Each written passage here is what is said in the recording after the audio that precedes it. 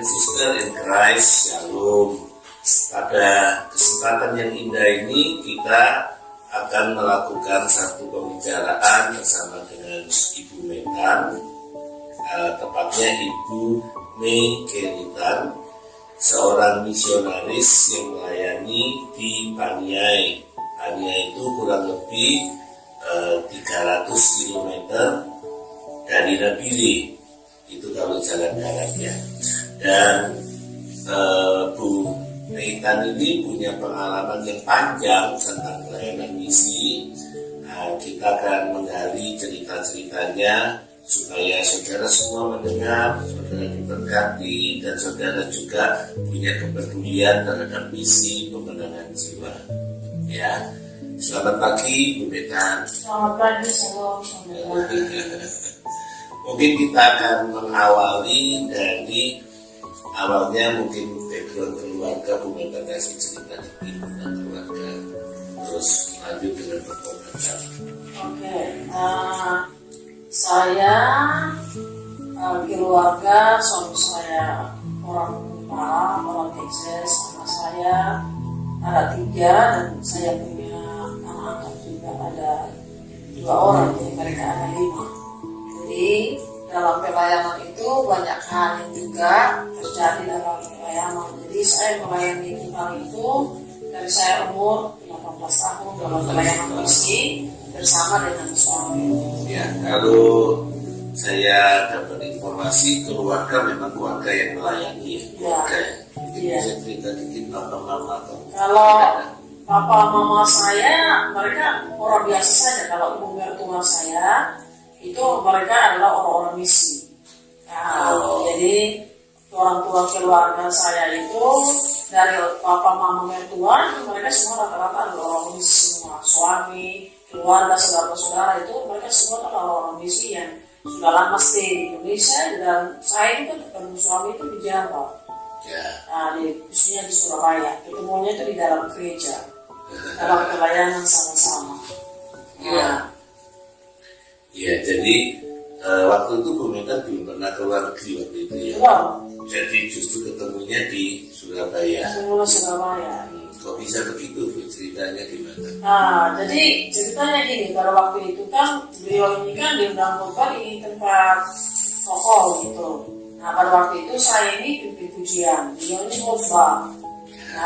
Jadi saya ketemu dan dia bertanya sama pokok saya, itu siapa? Lalu dia bilang itu adik saya. Sudah punya teman. Lalu pokok saya ini bilang gini, dia sudah punya temannya banyak. Nah menurut kalau mereka itu teman itu kan boyfriend. Tapi pokok saya menganggap itu saya punya teman itu dalam pergaulan gitu. Dan pokok saya beliau pulang, lalu pokok saya tanya saya, Mei itu anak muda tanya itu.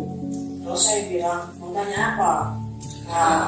Dan ketika dia diundang lagi datang pelayanan lagi sama, tapi waktu itu saya bukan leader, saya senior. Saya senior di gereja, dan di situ dia bilang, saya mau berteman dengan pastor punya adiknya dan gitu. Lalu saya bilang gini, harus puasa 3 hari 3 malam dulu, saya bilang gitu. Mereka orang barat itu kita berikan tantangan seperti itu, dia lakukan. Padahal itu maksudnya cuk ya. Iya, itu saya cuma just kidding saja begitu. Tapi dia anggap itu serius, dan akhirnya puasa 3 hari dia datang. Dan saya kalau langsung menjawab dia, saya 1 bulan dulu baru saya jawab dia. Baru habis itu dia pergi, saya jalani pelayanan seperti bahasa dan pelayanan kemana-mana. Dia juga pergi ke daerah Afrika, daerah luar. Dan pada waktu saya ambil keputusan untuk menikah lebih cepat, itu semua kan Tuhan juga. Ya, kalau dilihat dari latar belakang pendidikan, Bu Meitan ini bertumbuhnya di Surabaya ya? Iya, saya bertemu di Surabaya. Saya akan di Kupang, tapi saya bertemu di Surabaya. Sekolahnya semuanya saya di Surabaya. Ketemu tulang rusuk juga di Surabaya. Dan waktu menikah umur berapa jadinya? Saya Saya 17 tahun.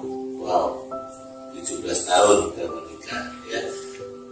Terus setelah itu terjun ke pelayanan Iya. dari situ.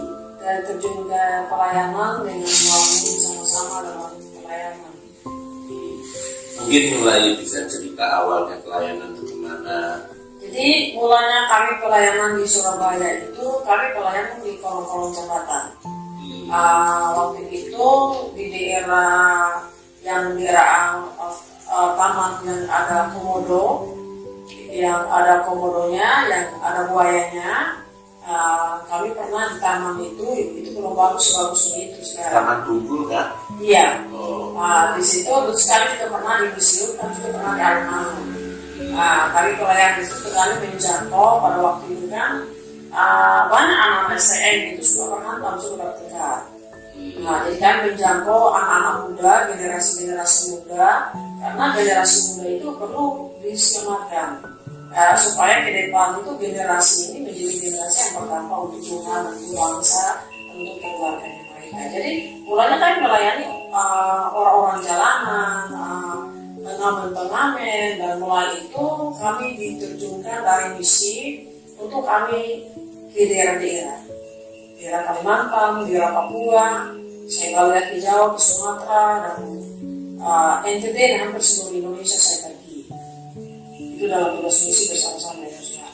Oke, dan itu mulai umur 17 itu sudah pergi dengan suami pelayanan. Iya, kami pelayanan. Oke, sekarang mungkin bisa dikasih gambaran di Indonesia sudah dari mana ke mana, terus kemudian pengalaman-pengalaman di ladang misi. Jadi saya kalau di Indonesia sudah cukup lama pelayanan di Indonesia, hampir seluruh Indonesia. Jadi sudah masuk kampung, keluar kampung. Kalau di Aceh, saya pernah di Aceh juga di sebelum tsunami itu kami diminta keluar dari daerah Aceh. Saya juga pernah di Bengkulu, pernah juga di penjara juga, dan Di Aceh pernah di penjara? ya di Aceh pernah di penjara sama di Bengkulu. Oh. Itu dalam pelayanan misi. Jadi terus banyak mengalami banyak hal yang orang tidak senang. Namanya sebagai seorang misi itu pasti ada tantangannya. Dan puji Tuhan itu selalu bela dalam pelayanan misi itu. Jadi setiap daerah itu punya tantangannya masing-masing, punya ujiannya masing-masing. Jadi apalagi kalau di daerah yang sekarang lagi stay di Papua itu tantangannya juga banyak. Untuk menjangkau masyarakat suku-suku yang terelakkan dan saya juga cukup lama juga di Kalimantan juga. Ya, mungkin Bu Metan bisa cerita pengalaman atau aniaya yang pernah dialami itu apa saja? Ya, kalau yang saya pernah alami itu pada waktu saya pernah di Aceh, saya di Bengkulu, itu saya pernah dipukul karena keluarga yang tidak percaya Yesus, akhirnya mereka percaya Yesus, dan akhirnya bukan keluarganya menuntut, tapi orang lain yang menuntut. Orang lain, kalau keluarganya itu aman-aman saja, tapi orang lain yang menuntut, orang lain yang bermasalah, dan akhirnya saya punya teman misi, kami ada 2 orang, kami masuk ke penjara, tapi tidak lama, cuma 2 hari 8 jam. 2 hari 8 jam. Dan akhirnya puji Tuhan kami dikeluarkan. Dengan ketentuan kami harus tanda tangan surat untuk kami keluar dari daerah itu. Tapi saya tidak tanda tangan. Dan orang yang pukul saya sampai gigi saya patah, akhirnya orang itu juga bertobat. Percaya Tuhan. Oh gitu. Di Kalimantan juga begitu juga. Di suku Hulu Dalam, khususnya di orang Dayak dan suku Karingan, itu kami bersama dengan tim kami masuk, itu banyak juga tantangannya ada. Tapi banyak hal yang dalam, sampai tangan saya juga patah dalam pelayanan, terus di NTT juga saya patah karena dalam pelayanan juga kurang pelayanan gitu. Dan ada banyak hal yang saya alami, pernah di Lombok, di suku Sasak yang desa Eka namanya, itu saya juga pernah, kami beberapa orang yang kami pernah misi ke sana, itu kami juga mengalami hal yang sama. Tapi puji Tuhan, Tuhan bela. Jadi banyak dalam pelayanan misi itu tantangan ujiannya banyak, tapi tidak membuat kami itu mundur, malah kami semakin sukses dalam Tuhan. Iya, jadi tadi Bu Metan cerita tangan patah, kaki patah, itu karena penganiayaan. Iya. Iya. Apakah katanya pakai apa? Tongkat? Iya, saya pernah pakai tongkat. Dan dipukulnya pakai tongkat atau tidak, itu pada waktu saya pulang pelayanan dari penjara, saya lagi berdiri, saya lagi di motor, saya bonceng satu anak mahasiswa, dan itu mobil itu dan tabrak saya dengan motor. Jadi itu mereka mau kasih mati saya sebenarnya. Jadi itu usaha Nah, bunuh diri sebetulnya. iya, tapi puji Tuhan tidak terjadi. Itu semua karena Tuhan. Kalau Tuhan bilang kita mati, tidak akan mati. Kalau Tuhan bilang hidup, kita akan hidup. Sama seperti di Papua juga, waktu pesawat kena tembak, kita pelayanan, kita ditembak. Kalau naik Iya. pesawat terus ditembak. Iya, ditembak sama KKB. Nah, ditembak sama KKB. Tapi kalau Tuhan, kita masih ada dalam perlindungan Tuhan. Kalau kita lakukan misi Tuhan, kalau Tuhan bilang waktunya kita meninggal, ya kita akan meninggal. Kita sudah tahu meninggal itu kita akan pergi kemana. Begitu. Jadi dalam pelayanan misi kita pakai pesawat yang kecil di Papua sana, ke beberapa daerah, terus turun juga kita dihadang, dipalang sama mereka, kita mau dibacok sama mereka. Tapi satu hari saya bilang, saya pendeta, saya misionaris, saya bilang begitu. Dan mereka bilang, kenapa mama tidak bilang dari tadi? Saya bilang, kamu datang sedang kami jadi gimana saya mau bilang? Tahu kan tidak bertanya. Nah, tapi luar biasa di Papua itu mereka masih menghargai namanya pendeta dan hamba Tuhan dalam pelayanan. Iya.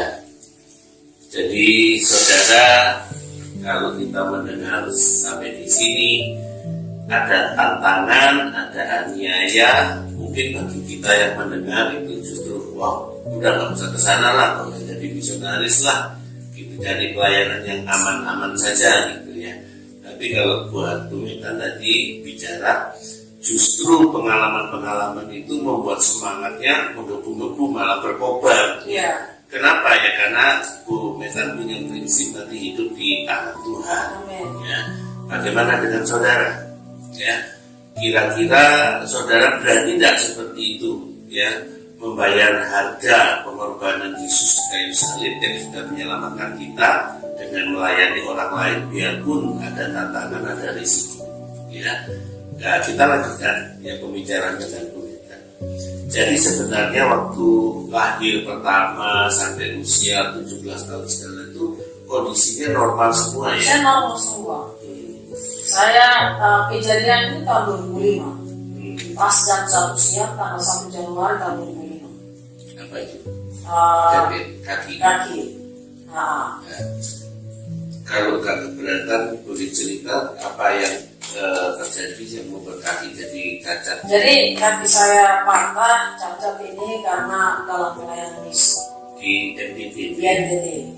Nah, pada waktu saya turun pelayanan dari penjara, Berarti yang mau ditabrak. yang mau ditabrak itu. Jadi kaki saya ini tidak pakai pen, tapi dengan kaki yang patah ini saya sudah pergi ke bangsa-bangsa. Papua tinggal Tolikara yang saya mau pergi. Satu kemurahan Tuhan itu bagi saya. Semua daerah sudah Saya kecuali masuk semua. Tolikara. Iya, tinggal Tolikara yang saya belum pernah pergi. Gimana saudara? Mau jadi misionaris? Ya, biarpun ada harga yang dibayar. Saya teringat dengan seorang tokoh yang bernama Brother Andrew, penyelundup Alkitab terkenal ya.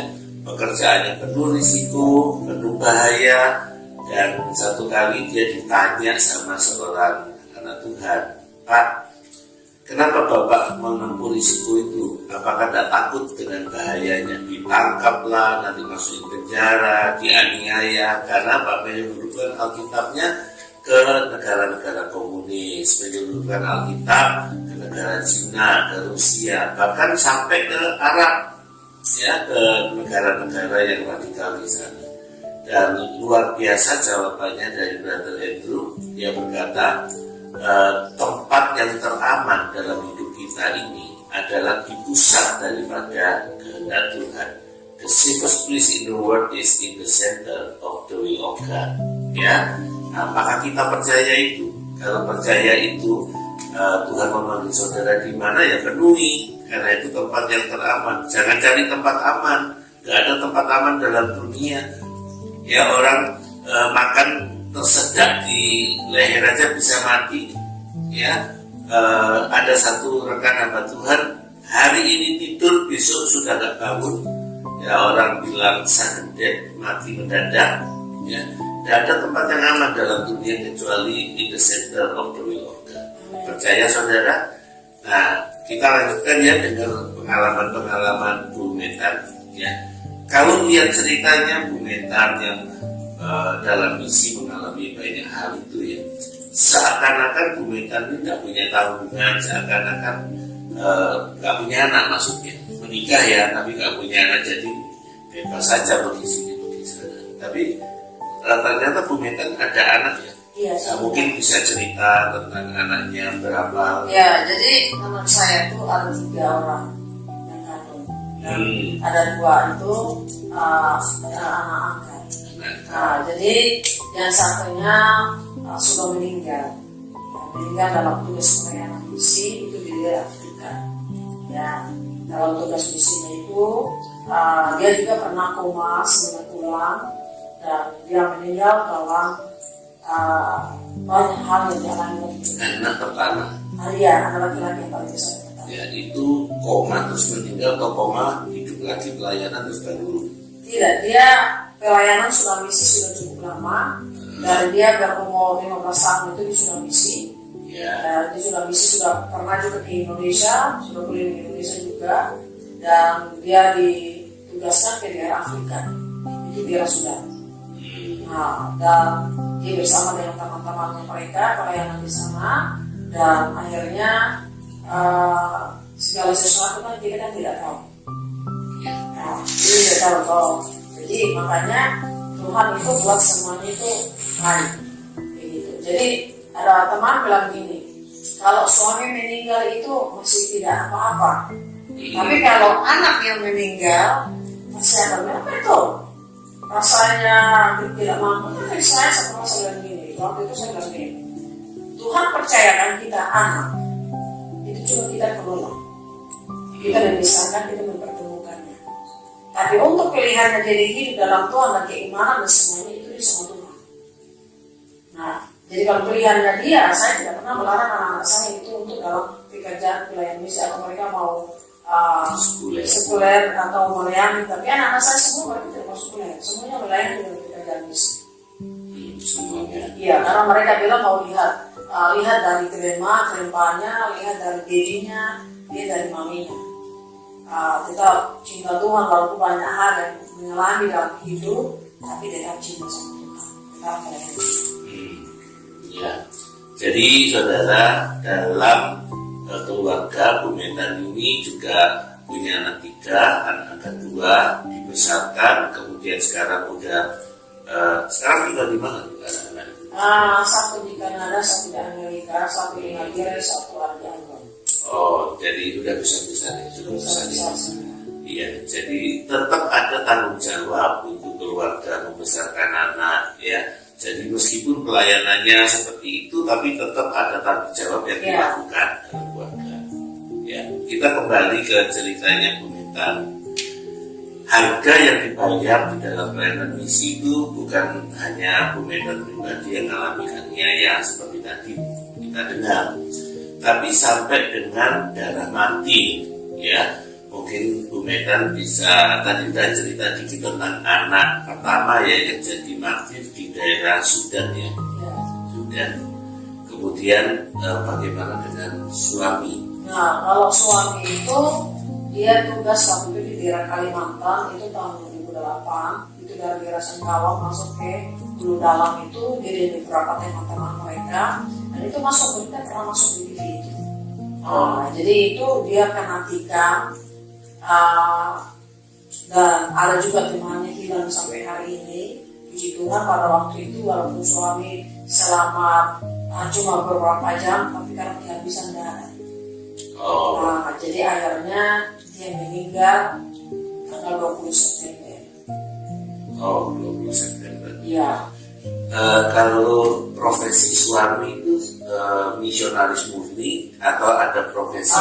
Suami itu pernah dia seorang dokter, tapi dia meninggalkan kedokterannya. Dia fokus semuanya di pelayanan misi.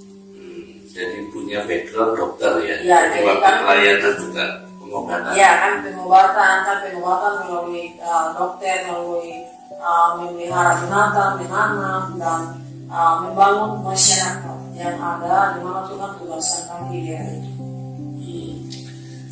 Peristiwa kematian itu di daerah mana? Daerah Kalimantan. Kalimantan Barat. Oh. Itu masuk di hulu dalamnya lagi, Sungai Kapuasnya hulu dalamnya lagi. Itu jauh dari jangkauan. Itu mereka berangkat dengan kapal pada waktu itu. Iya. Peristiwa itu merupakan kesengajaan, memang sudah jadi target untuk dihabisin atau dia kejadian yang tak sengaja? Waktu itu memang kejadian itu orang itu yang disuruh itu sudah ada di dalam kapal itu. Jadi pemburu bayaran. Ya, menurut temannya yang selamat. Nah, menurut temannya yang selamat yang dia cerita di kami. Nah, jadi ada orang yang suruh untuk dia melakukan itu harus menghabisi para misionaris yang datang.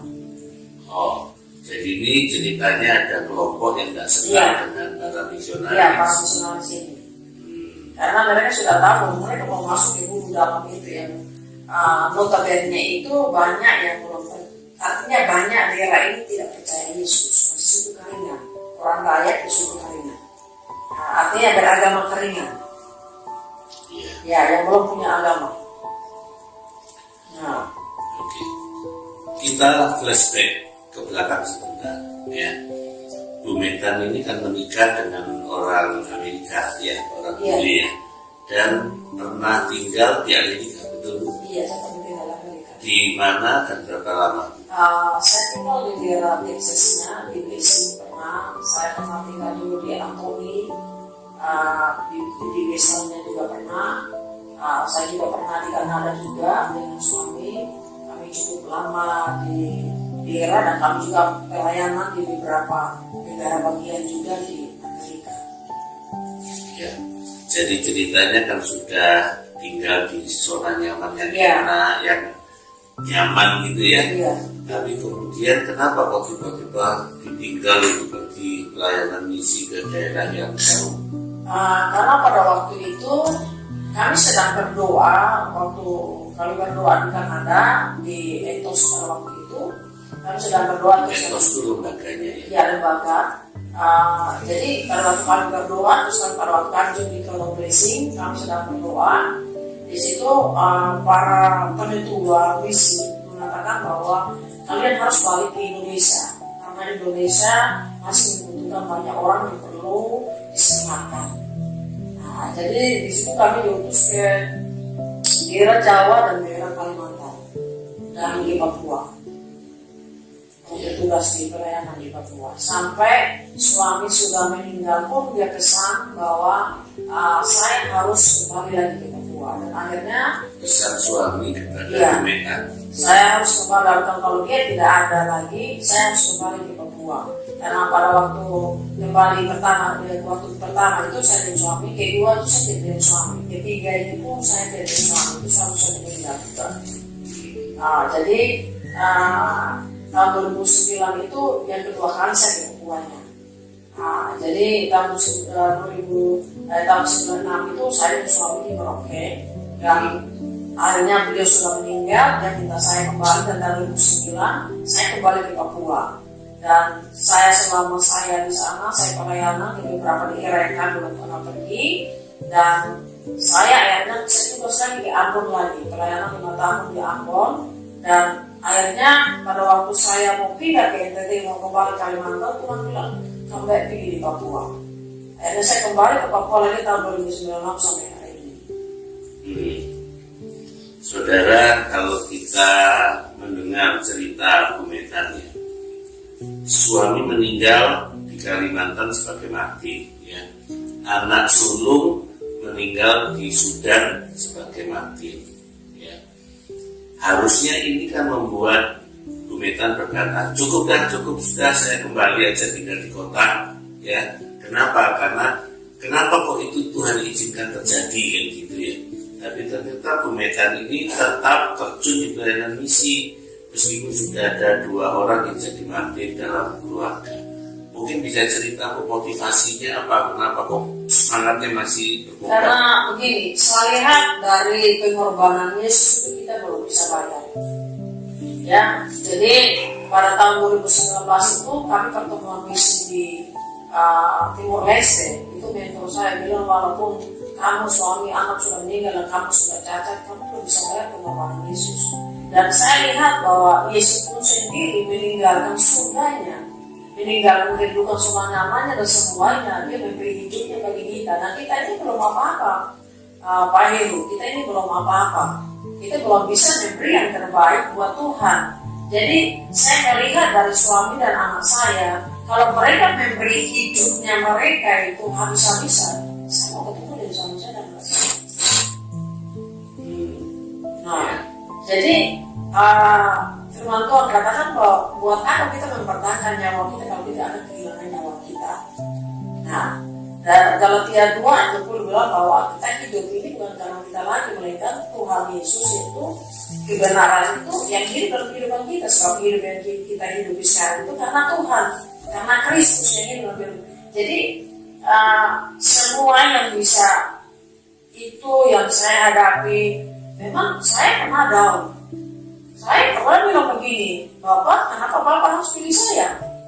Kenapa saya harus mengalami banyak hal? Dan saya pernah bilang begini, kenapa saya mengalami banyak hal dalam hidup saya, tantangan ujian yang banyak sekali. Dan saya bilang begini, kenapa Tuhan bilang jaga kita, lindungi kita, tapi kenapa kami bisa mati dan sebagainya? Di satu sisi ketika saya ambil waktu untuk saya doa puasa di situ, Tuhan bilang kamu bicara bodoh, kamu boleh bisa bayar darahku yang tertumpah pagi hidup saya begitu. Jadi saya lihat dari sisi hal itu, saya tetap mencintai Yesus apapun yang terjadi, walaupun nyawa saya sendiri itu yang harus bayar. Iya. Jadi tadi Bu Metan berkata, saya kepingin ketemu suami dan anak saya. Itu maksudnya kalau perlu lewat jalan yang sama gitu ya. Ya kalau Tuhan mengizinkan. Karena hal yang saya sudah alami, saya kira saya juga akan mati. Orang tidak akan mati. Ada 12 murid Tuhan Yesus. Iya. Nah, ada yang lain kalau Yudas kan bunuh diri. Yang lain kan rata-rata mati martir. Yohanes, ya yang dia dekat yang Tuhan Yesus kasihi. Dia dekat dengan Tuhan Yesus. Dan Tuhan Yesus bilang kalau dia izinkan mati, dia mati. Itu dia sudah masuk dalam gua lininya, dia mau ke Pulau Patmos, tapi dia nggak mati. Iya. Kalau dia nggak masuk dalam rencana Tuhan di balik semua, jadi kita saya ambil hikmahnya saja. Ya, saya juga pernah diwawancara begini sampai saya menangis. Jadi saya bilang Tuhan jangan saya wawancara, tapi saya menangis lagi begitu. Nah, jadi satu hal bahwa kita menangis itu karena begini. Mengingat banyak hal yang terjadi dalam hidup. Jadi itu satu kebenaran bagi saya bahwa mereka itu kepunyaannya Tuhan, miliknya Tuhan. Kita ini tidak selamanya itu ada di dunia ini. Kita ini cuma sementara. Nah, yang selamanya itu kita pulang, kita punya rumah yang benar-benar yang in heaven itu. Nah, jadi kalau Tuhan izinkan kita bisa mengalami hal-hal yang terjadi itu, dia tahu kita punya kemampuan. Dia tahu kita punya kesanggupan itu di mana. Semua orang tuh Tuhan memberikan talenta, karunia beda-beda, dan dia memberikan kemampuan juga beda-beda. Karena tidak semua orang tuh bisa mengalami hal, karena orang bisa mengalahkan Tuhan. Nah, saya juga pernah merasa sendiri. Nah, ketika banyak hal yang saya alami, saya merasa sendiri. Tapi ketika saya ingat suami dan anak saya suara Tuhan mengatakan, you gak alone. Kamu gak alone. Kamu bersama dengan aku yang selalu menemani. Suamimu itu cuma sementara, anak itu cuma sementara. Tapi aku ini selamanya bersama dengan. Disitulah saya selalu memberi hidup saya untuk jiwa-jiwa yang ada di Indonesia. Ya, saudara, kalau belajar secara kekristenan, maka saudara akan tahu bahwa 12 murid Yesus kecuali Yudas ya sudah, tapi kan digantikan sama Paulus. 12 murid Yesus hampir semuanya meninggalnya lewat aniaya, jadi martir, kecuali Yohanes yang tidak disebutkan. Sudah digoreng tapi tidak mati, dibuang ke Pulau Patmos, ya. Jadilah kitab Wahyu, Tuhan kasih penglihatan. Nah, hanya Yohanes yang mati buah, ya, tapi murid-murid lain itu mati semua. Mungkin kita akan bertanya, ya, di mana Tuhan? Kenapa tidak melindungi murid-muridnya? Apa Tuhan nggak sanggup menolong mereka? Katanya juru selamat. Tapi kenapa muridnya semuanya mati? Saya juga pernah bertanya hal yang sama. Kenapa Tuhan izinkan? Kenapa Tuhan tidak menolong? Katanya Tuhan Maha Kuasa. Ya, sampai saya dapat satu pelajaran yang indah. Ya, saya nggak bicarakan di sini, tapi pelajaran itu intisarinya adalah mereka mati sebagai martir itu seizin Tuhan. Ya, dan mati martir bukan karena Tuhan jahat, bukan karena Tuhan tidak sanggup menolong, melindungi mereka, tapi mati martir itu adalah jalan pintas menuju tahta Tuhan. Ya, Tuhan kan berkata disediakan mahkota. Ya, nah itu tidak semua orang Kristen mati masuk surga dapat mahkota, tapi mereka yang melakukan kehendak Tuhan itu akan duduk bersama dengan Dia. Makanya di Wahyu itu ada kata barang siapa menang, dia akan dudukkan di atas tahta. Ya, nah saudara, mati martir itu adalah jalan pintas menuju tahta. Ya, makanya seharusnya anak-anak Tuhan itu kalau mengerti itu ya dia tetap tidak takut untuk bermisi untuk memberitakan Injil. Ya, gitu ya Bu Medan, betul ya, setuju ya. Itu sebabnya saudara lihat Bu Medan tetap setia dalam panggilannya, bahkan berkata, aku ingin ketemu suami dan anakku kalau perlu lewat jalan yang sama. Gimana saudara? Oke, kita gali lebih jauh lagi dari Bu Medan. Masih ada cerita-cerita yang penganiayaan atau persekusi yang belum mau ceritakan? Ya, kalau di Papua itu memang banyak hal yang kita alami. Ya, dalam pelayanan kita ke daerah-daerah itu terkadang kita ketemu dengan kami, yaitu yang mereka tidak suka dan tidak senang gitu. Tapi di sisi lain, puji Tuhan, pendekatan saya itu sama masyarakat sangat baik. Nah, jadi memang ada tantangan, ada ujiannya, ada masalah, ada banyak hal yang terjadi. Tapi ketika Tuhan ada di pihak kita, pasti Tuhan akan bilang kita. Walaupun tantangan dan Tuhan percayakan melayani di masyarakat di pedalaman Papua, di Oinarapali sana, setelah beberapa Tuhan saya bisa melayani mereka. Tidak semua orang itu bisa masuk di daerah situ dan memberi hidup, memberi makan mereka, semuanya untuk mereka. Bentar Bu, kita berhenti dulu satu cerita yang tadi menarik yang belum detil ya. Katanya pernah naik pesawat ditembak sama KKP. Iya.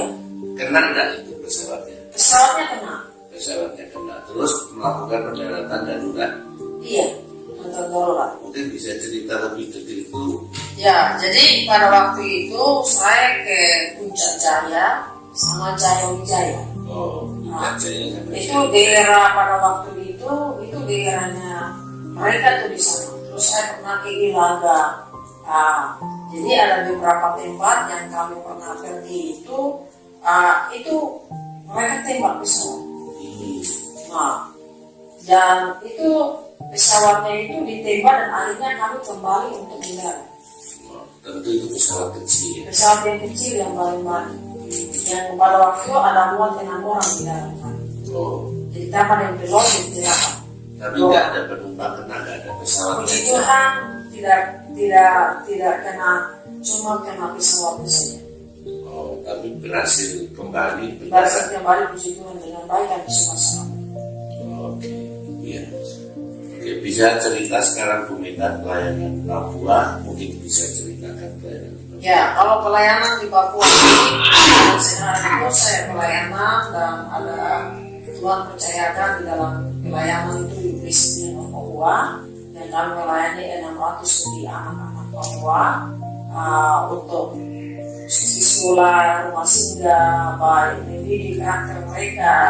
Dan puji Tuhan dengan rumah singgah yang ada banyak anak-anak Papua yang dulunya itu hidup di Aigon, dicuri dan lain sebagainya. Puji Tuhan mereka semua diberikan sama Tuhan dan saya harus melayani mereka, kasih makan dan memberi semuanya. Jadi bukan cuma jiwa dan rohnya, tapi tubuhnya juga kita kasih semuanya sama mereka. Ini yang Ibu ceritakan ini yang di Bania. Iya, yang di Bania. Berapa timnya Bu Meta? Kami di sana itu ada 13 orang. Dari mana saja itu? Itu ada yang dari Medan, ada yang dari NTT, ada yang dari Jawa, ada yang dari Pekanbaru. Itu adalah guru-guru kontrak yang dikontrak oleh pemerintah dan mereka punya hati untuk melayani sama-sama di rumah singgah dan tempat ibadahnya kita. Dan saya tidak banyak gaji mereka, saya tidak bisa bayar gaji mereka dan mereka melayani. Kalau pas ada biarkan itu saya kasih sama mereka. Begitu. Kalau tidak ada, tidak ada.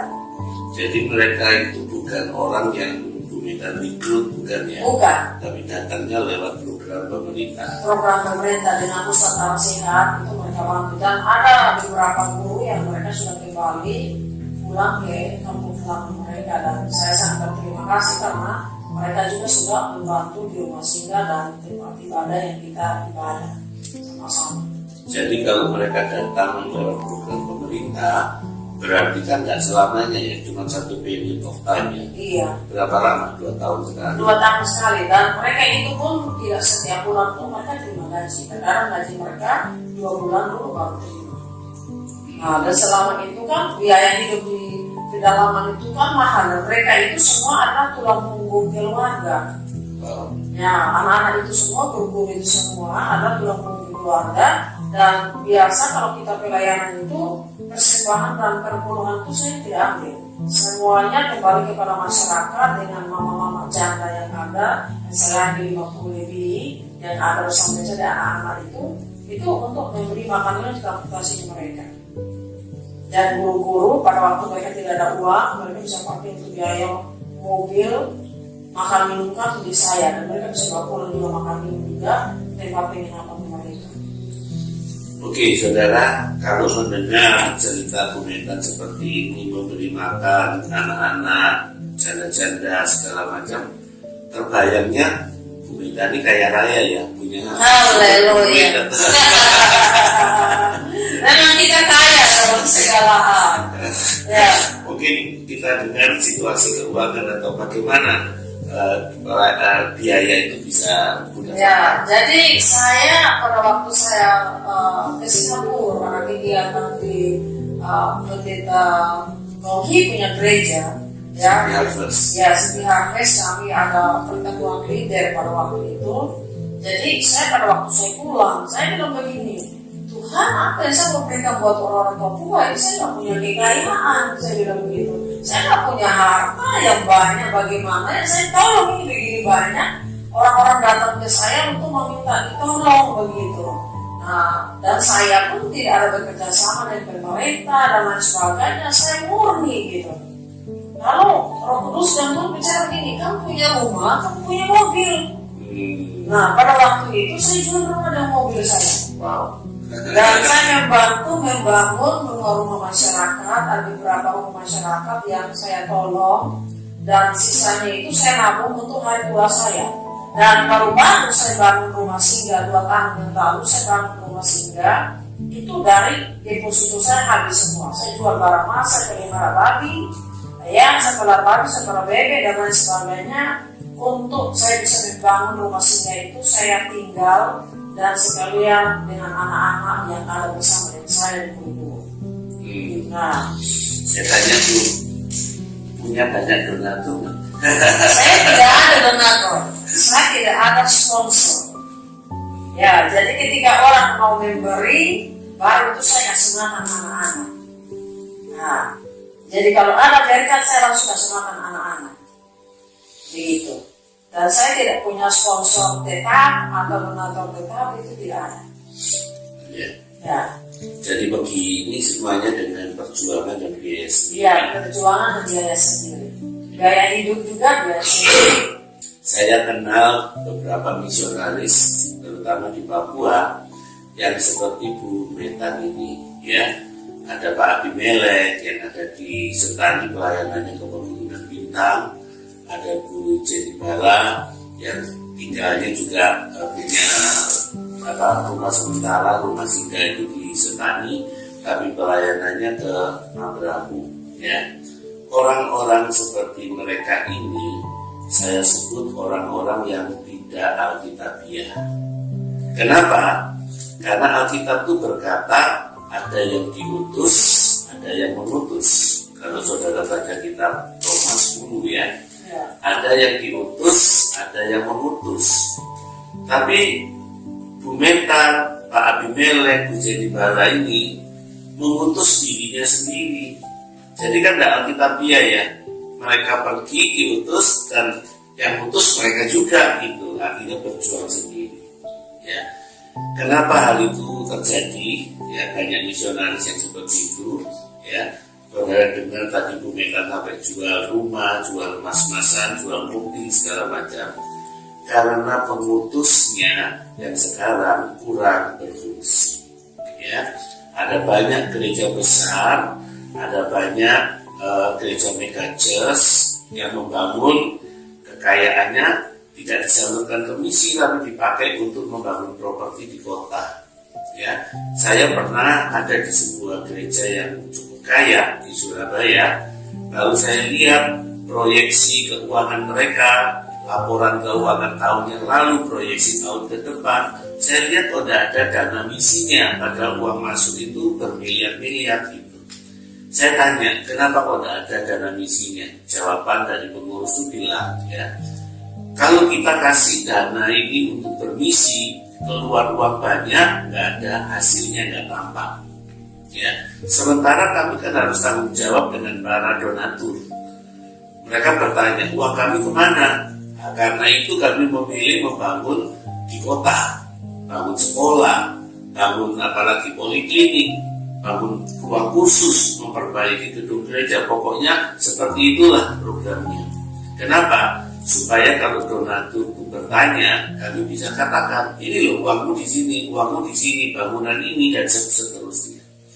Jadi itulah yang membuat akhirnya orang-orang misi ini tidak alkitabiah, harus berjuang dengan biaya sendiri. Saudara, di Jakarta itu saya pernah juga bertemu dengan seorang hamba Tuhan yang lagi sering curhat ya. Dia katakan, Pak Heru kan orang netral, saya mau curhat Pak. Ya, dia punya pelayanan anak jalanan, miskin itu prasejahtera, mau adakan acara Natal. Ya, dan dia dulunya bekerja sebagai kepala kantor sebuah mega church di Jakarta. Ya, lalu butuh tempat untuk merayakan Natal, dia bilang sama teman-temannya, bikin surat, nanti saya anterin ke gerejaku, gereja mega church itu, ya, bilang kalau mau pinjam tempat untuk merayakan Natal, gitu. Tapi namaku jangan dicantum ya, nah supaya aku bawanya enak gitu. Nah, surat dibuat sama teman-temannya, terus dikasihkan ke dia, ya, terus dia kasihkan ke pendeta seniornya, pendeta besarnya gitu. Nah, begitu membaca permintaan pinjam tempat itu dan tahu bahwa itu untuk gelandangan GP pengemis, ini pendeta besarnya langsung bilang ini, tolong jawab pada tanggal itu semua ruangan terpakai. Ya. Kata-kata yang begitu spontan ini membuat si hamba Tuhan itu rasa kecewa sekali, dan dia karena dia kepala kantor, dia tahu kan ruangan yang dipakai, ruangan yang kosong kan tahu, ya, dan dia cuma berpikir, masa pendeta besar seperti itu, ya, bohong kok lupa kalau bohong itu dosa. Bilang aja semua ruangan dipakai. Nah, si hamba Tuhan besar itu tidak tahu kalau kepala kantor ini adalah bagian daripada tim yang mengadakan acara itu, ya. Dan itu membuat dia kecewa sekali dengan ucapan dari pendeta besarnya.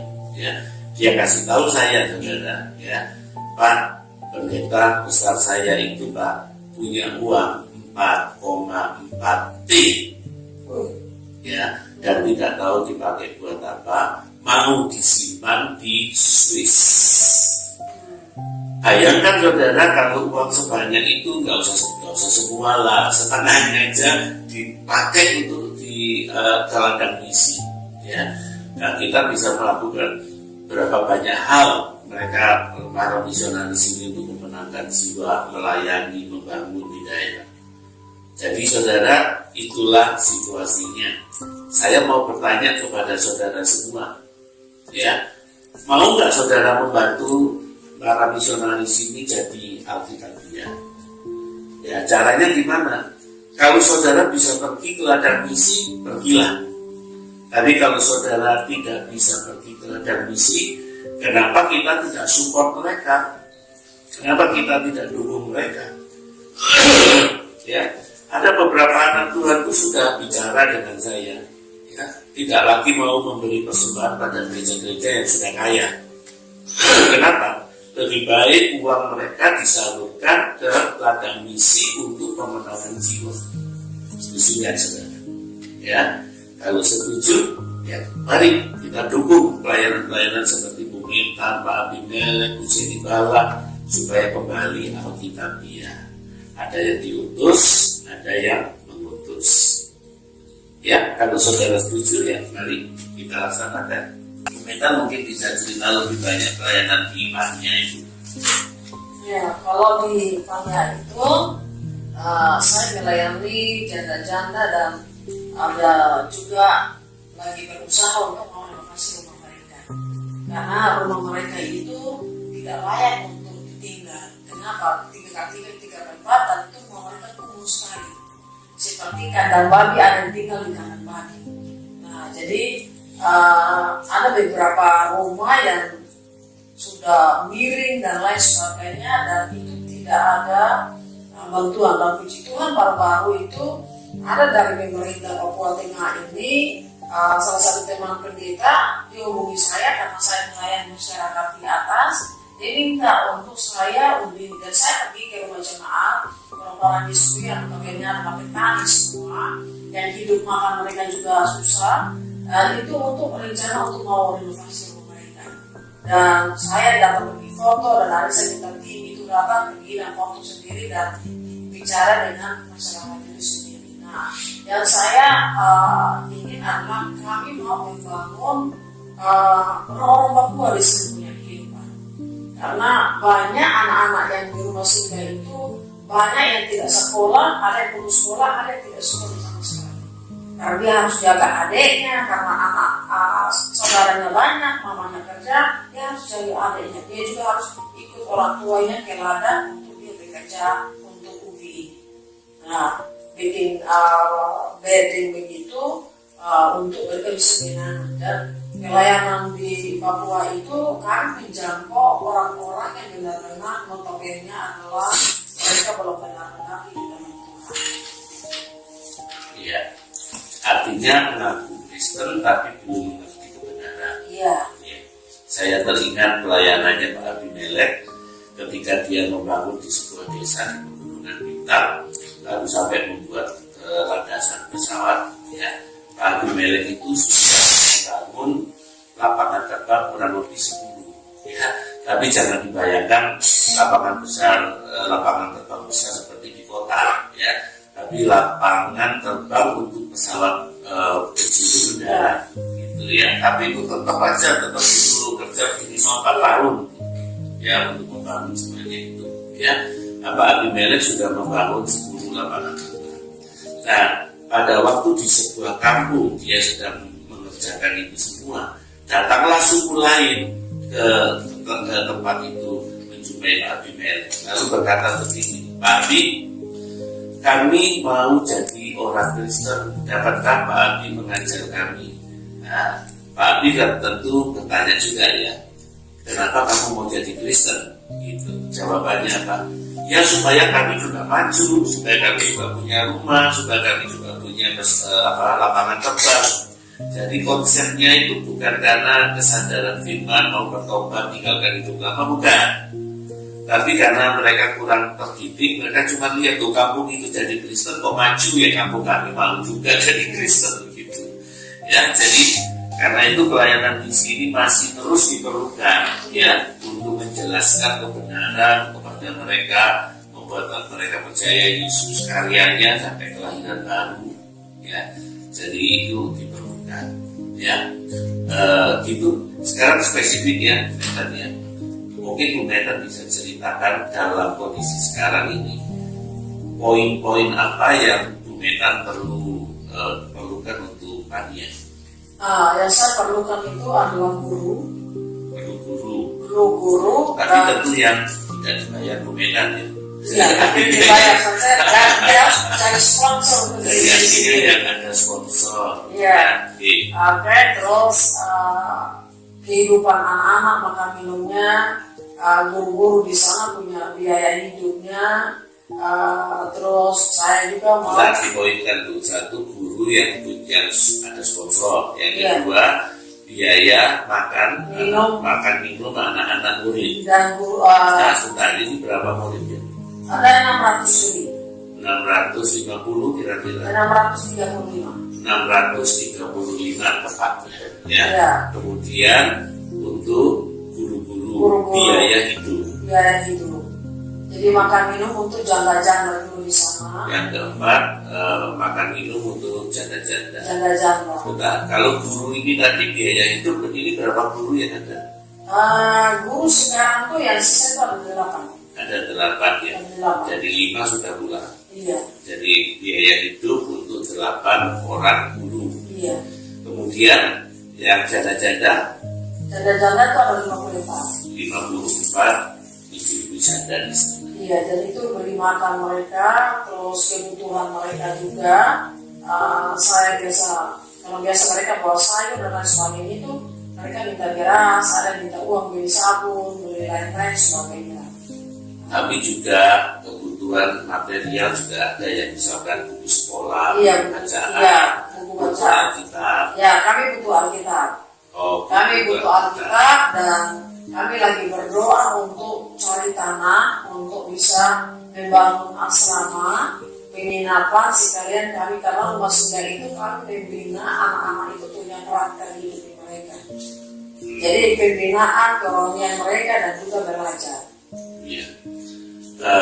Pakaian layak pakai. Ya, pakaian dan layak pakai, sepatu, buku tulis.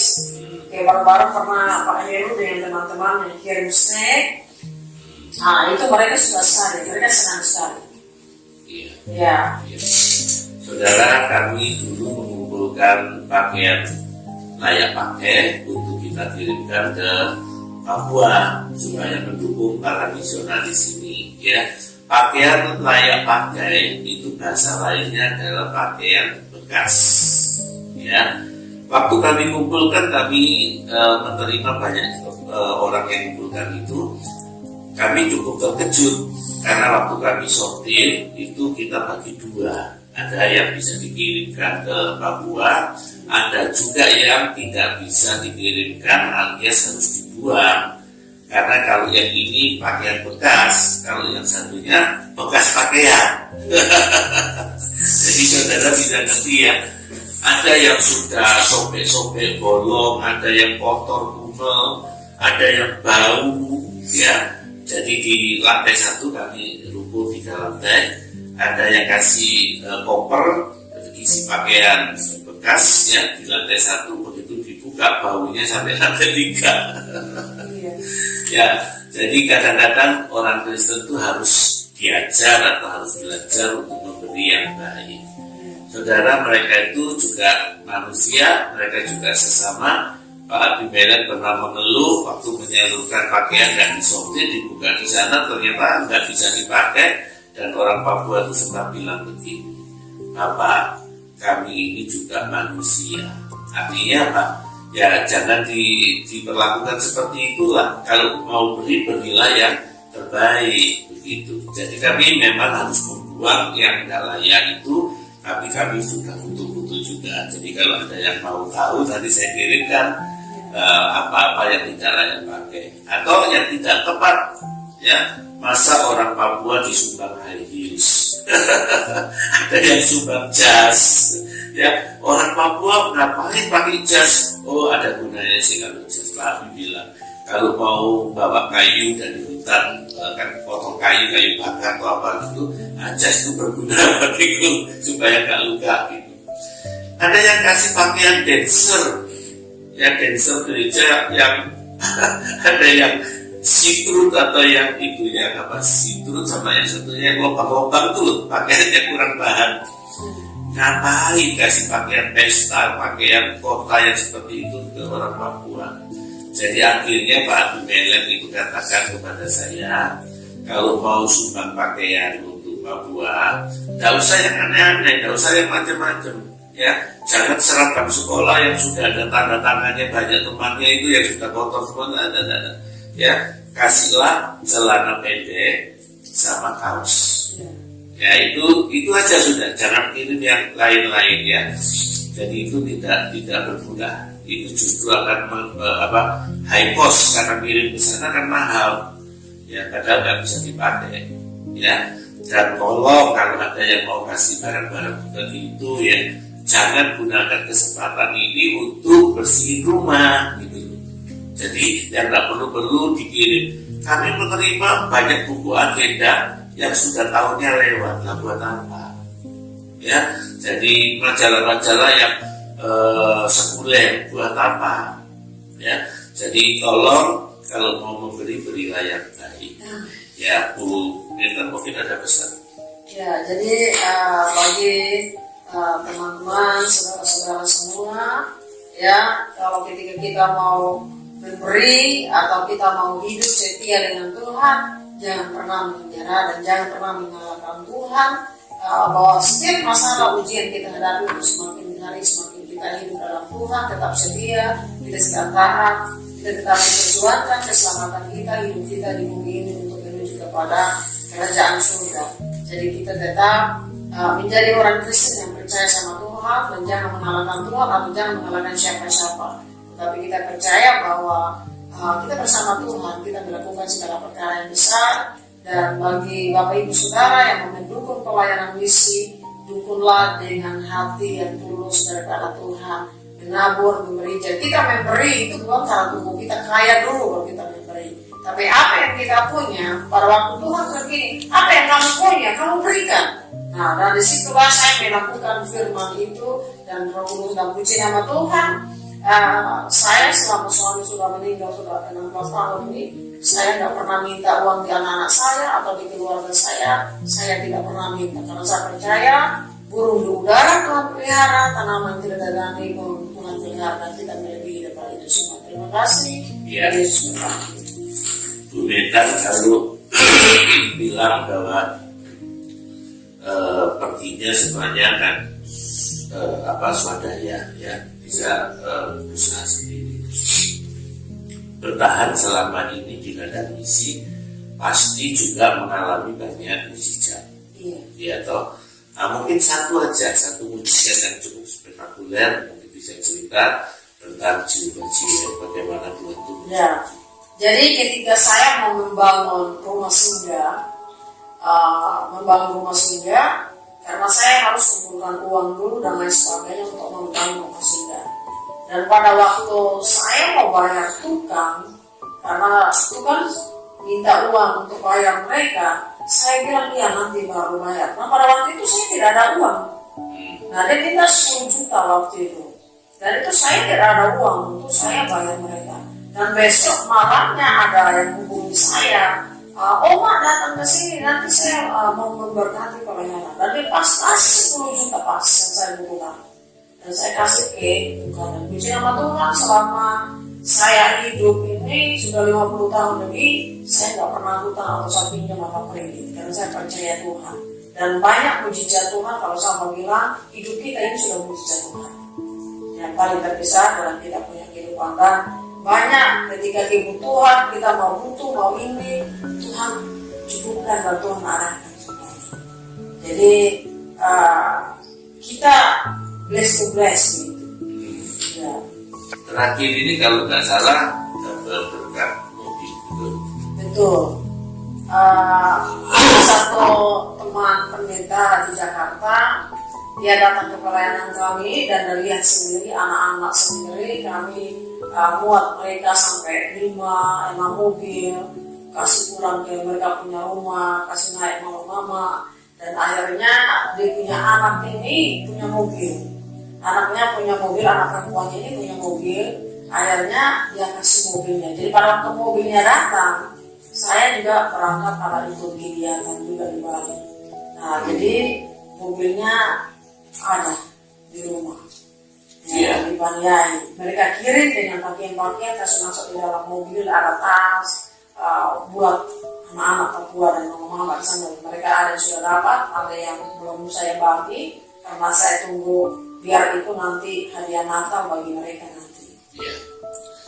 Ya, saudara, kami pernah mengirimkan bantuan barang-barang Alkitab sedia namanya.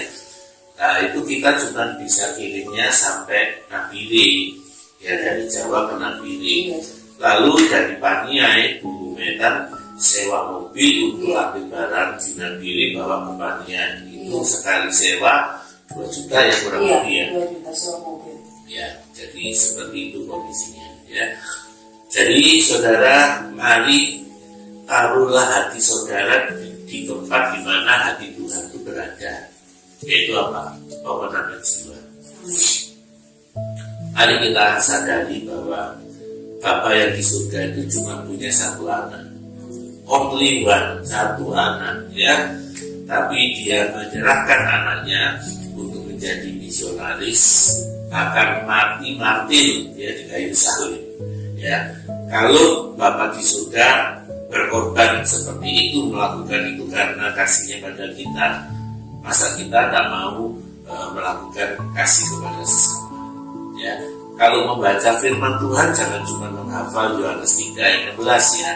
Tolong dihafal juga 1 Yohanes 3 ayat 16. Itu adalah berita Tuhan untuk kita hidup bagi sesama.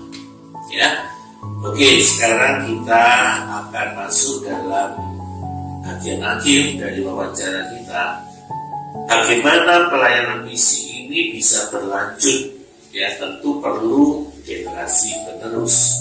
Ya, jadi mungkin Bu Metan ada pesan-pesan atau ada apa yang untuk generasi penerus? Oke, jadi pesan-pesan buat generasi muda, hiduplah dalam kekudusan Tuhan, hiduplah takut akan Tuhan, lakukan misinya Tuhan untuk berbicara, engkau harus selamat, engkau harus hidup benar dalam Tuhan supaya kau menyelamatkan generasimu daripada dunia ini, dan tetap sebagai generasi penerus, generasi harus bangkit, generasi harus menjadi berdampak bagi Tuhan, generasi harus memiliki hati hamba, hati Kristus, dan generasi harus bangkit untuk misi visinya Tuhan. Matius 28:18-20, amanat agung Tuhan itu kita harus lakukan, dan sebagai generasi penerus, mari kita hidup bersama-sama membahu untuk membawa kita punya generasi ini hidup benar, hidup takut akan Tuhan, dan mengalami pemulihan dalam kehidupan kita. Kristus harus tinggal di surga sampai pemulihan segala sesuatu. Mari generasi muda, jadilah generasi yang takut akan Tuhan, generasi Yoel, generasi Bernia, generasi Joel yang hidup benar, hidup takut akan Tuhan, dan hidup dalam kekudusannya Tuhan, dan Tuhan pasti menyertai kita. Saya kasih ayat yang untuk kita tutup ini acara, Yesaya 61 ayat 1-2. Roh Tuhan itu ada pada kita untuk membebaskan yang mereka terbelenggu. Dan saya percaya generasi penerus adalah generasi yang ideal, yang luar biasa, generasi yang hidup takut akan Tuhan, generasi yang berdampak untuk kemuliaan Tuhan. Terima kasih.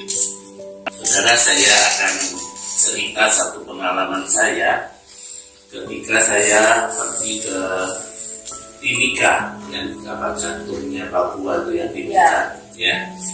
Saya harus naik pesawat ke Timika, dan pesawat itu cuma muat beberapa belas orang waktu itu. Ya.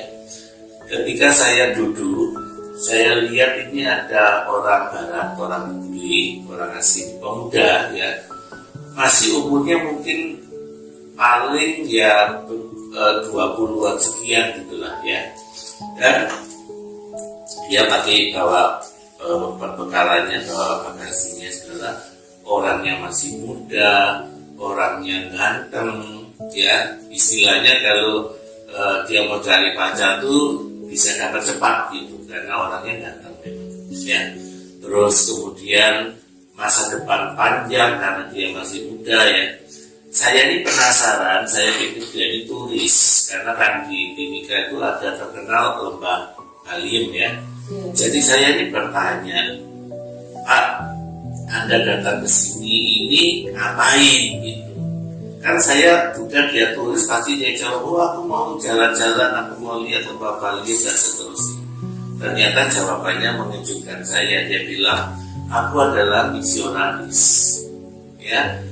Saya lihat dia, saya pikir, wah, dia bisa hidup enak nih di kota, dia bisa dapat pasangan itu, bisa kaya segala. Kenapa kok usia semuda itu mau jadi misionaris gitu? Saya terus tanya, kenapa mau jadi misionaris? Jawabannya dia mengejutkan, ya. Kakek nenek saya misionaris, papa mama saya misionaris. Saya memang sekolahnya di luar negeri, di kota besar. Tapi papa mama saya mati sebagai mati, ya. Dan darah mati itu kemudian menantang saya untuk meneruskan pelayanan orang tua saya, ya. Luar biasa, ya. Gara-gara orang tuanya mati di ladang Tuhan, anak-anaknya pun merasa panggilan yang sama untuk melanjutkan pelayanan orang tuanya, ya. Jadi kematian di ladang misi itu bukanlah suatu hambatan atau suatu alasan untuk kita berhenti melakukan misi, ya. Saya cuma berpikir, ada nggak orang Indonesia yang seperti pemuda ini, ya. Ini orang Jerman, ya. Ada nggak pemuda Indonesia yang berani bermisi bagi Tuhan seperti pemuda? Ya, mari saudara renungkan, kalau saudara punya anak-anak yang lebih dari satu, ya, dan kenapa tidak saudara dorong mereka untuk terjun ke ladang misi? Minimal satu lah, kasih untuk Tuhan gitu, ya. Sebab kan anak sulung juga milik Tuhan, ya toh. Jadi kenapa tidak saudara dorong mereka? Kenapa kita orang tua selalu takut untuk membiarkan anak-anak itu kalau mau terjun ke ladang misi, ya? Kalau kita seperti itu, maka ladang misi akan habis. Kenapa? Isinya tadi Bu Meta sudah bilang, orang tua semua, ya. Saya ketemu Pak Abimelek, tunjukkan saya tongkat, ya. Saya tanya, itu tongkat apa, Pak? Kawan-kawan saya di Amerika kasih saya tongkat, ini tongkat estafet dengan pesan, serahkan tongkat ini kepada kaum muda yang mau meneruskan pelayanan Pak Abimelek di Pegunungan Bintang. Dia sudah pegang tongkat itu bertahun-tahun belum diserahkan. Kenapa? Karena belum ada generasi penerusnya, ya. Kita punya banyak kaum muda di gereja, terutama di kota. Ya, kita punya banyak euforia waktu mereka merasa sudah bertobat lahir baru, senang-senang di gereja dengan segala macam acara. Tapi kalau ditanya, siapa yang mau terjun ke ladang misi? Siapakah yang mau pergi untuk aku? Jadi saya berkata, ini aku, Tuhan utuslah aku. Banyak orang sekarang berkata, ini aku Tuhan, tapi utuslah tetanggaku. Ya, apakah itu layak? Apakah itu pantas didengar oleh Tuhan? Ya, jadi saudara, mari kita renungkan, mari kita juga teruskan berita ini kepada yang lain, pada anak-anak kita, mungkin cucu kita. Tantanglah mereka untuk berani terjun ke ladang misi. Ya, itu cerita saya. Kita akan berdoa dengan Bu Meta, ya.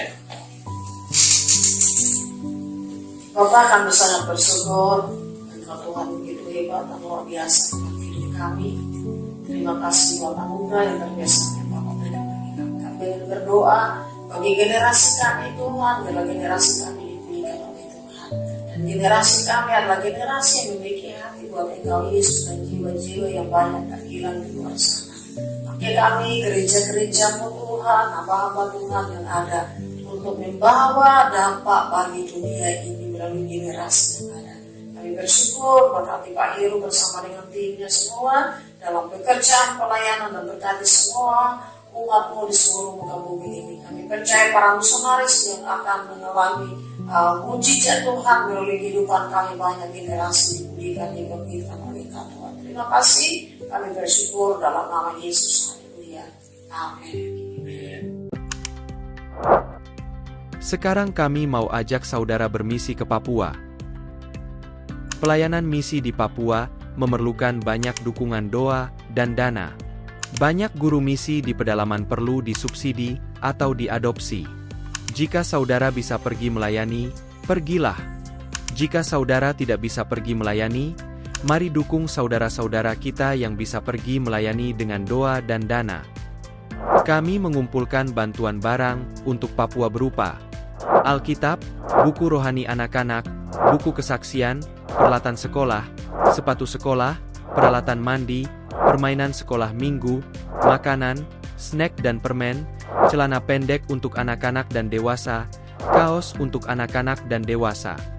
Untuk pengiriman bantuan barang, silahkan kirim dukungan saudara ke Pelayanan Nafiri Allah Terakhir, Jalan Kedung Doro 82E, F, Surabaya. Untuk dukungan dana misi Papua, silahkan kirim ke Dompet Misi BCA 555-033-2436 atas nama Heru Chandra Mulia, kode Papua. Untuk pengiriman paket bantuan material dan Joybox, salurkan dukungan dana pengiriman Joybox ke Dompet Misi BCA 555-033-2436 atas nama Heru Chandra Mulia, kode Joybox.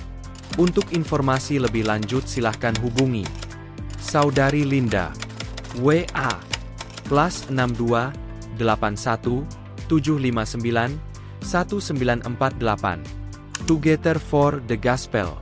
Tuhan Yesus memberkati.